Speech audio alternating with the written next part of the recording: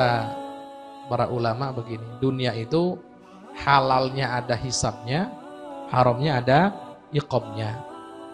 Kalaupun kita cara mendapatkannya halal, itu bukan berarti bebas kita gunakan, enggak, tetap yaumul qiyamah dihisab sama Allah. Itu yang halal. Kalau yang haram, dimintai pertanggungjawaban, ada siksanya yaumul qiyamah. Dunia satu. Yang kedua, yang akan Allah mintai pertanggungjawaban dari kita bukan yang kita manfaatkan, kita gunakan, bukan. Tapi yang menjadi milik kita, yang dianggap menjadi milik kita. Seandainya sehari kita cuma makan butuh uang 100.000, tapi yang kita punya miliaran, yang Allah tanya bukan 100.000 ini. Tapi miliaran itu akan Allah tanya, dari mana kamu dapat, kemana engkau gunakan. Dan pertanyaannya bukan pertanyaan global begitu, detail sedetail-detailnya, 1 rupiah pun gak akan meleset. Pokoknya auditor internal sehebat apapun gak akan mengalahkan hisabnya Allah, enggak. Auditor internal bisa dia utak-atik, bisa. Apalagi ini sesuai lah laporannya segala, bisa.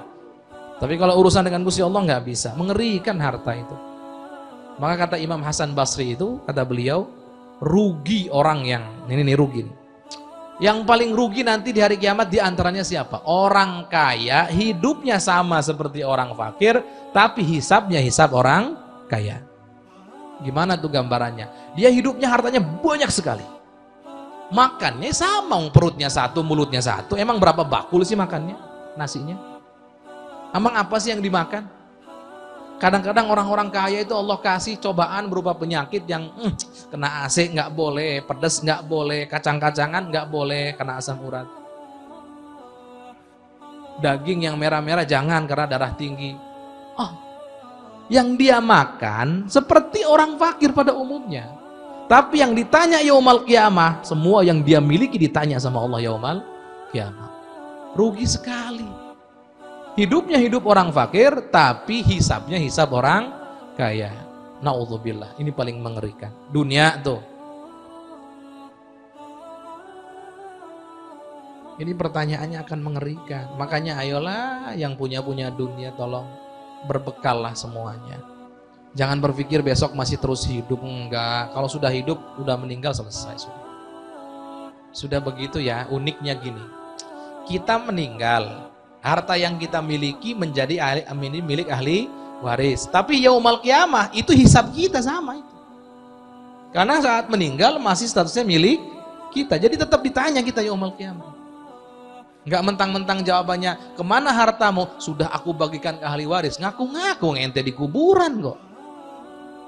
Kapan ente bagi-bagi ke ahli waris? Enggak gitu. Ya Allah, kami tadi ngobrol dengan Pak Haji Dede, dengan Pak Haji Khalili, Masya Allah, bahwa ternyata dunia itu, nih jangan pandang mewah dunia, karena dunia itu begini diantaranya. Satu kenikmatan dunia itu tidak datang sendirian, nikmat saja tidak, tapi dia membonceng yang lain. Apa itu? 1000 cobaan di belakangnya. Kenikmatan dunia datang iya, tapi dia membawa 1000 cobaan di belakangnya. Hati-hati itu.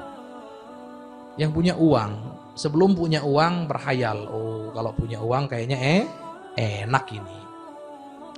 Bisa ini, bisa itu aja yang terbayang. Giliran punya uang, mulai mikir, gimana nih caranya uang supaya aman? Kepikiran. Sudah mulai energi terkuras. Nah sudah kalau gitu rumahnya harus dipakai pintu yang kuat dan dikunci. Mikir.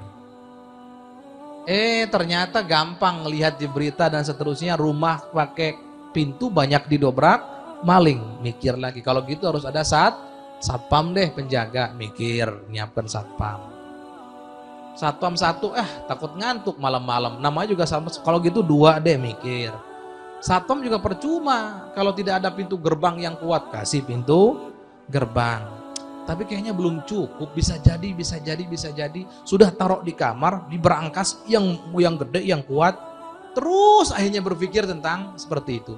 Itu sudah musibah, penderitaan itu. Untuk menjaganya, menguras energi betul. Belum lagi takut hilang, takut ini, takut itu, dan seterusnya.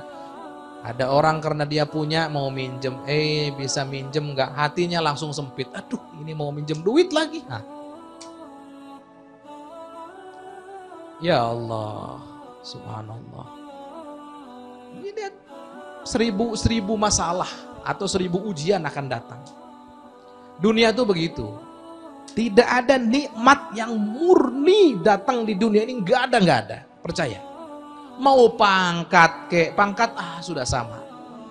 Sebelum mendapatkan pangkat tertentu, contoh anggota DPR RI atau presiden sekalian.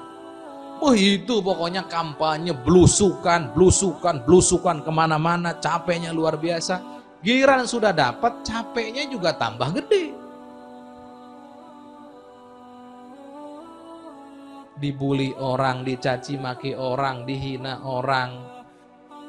Ya Masya Allah, kemana-mana harus dikawal, nggak bisa bebas. Makan pun juga harus makanan tertentu, dicek lah ini. Masya Allah. Nggak ada, hai para pejuang, kalau menganggap bahwa dunia datang dengan beribu kenikmatannya, salah. Justru dunia itu datang dengan berbagai permasalahan dan ujiannya.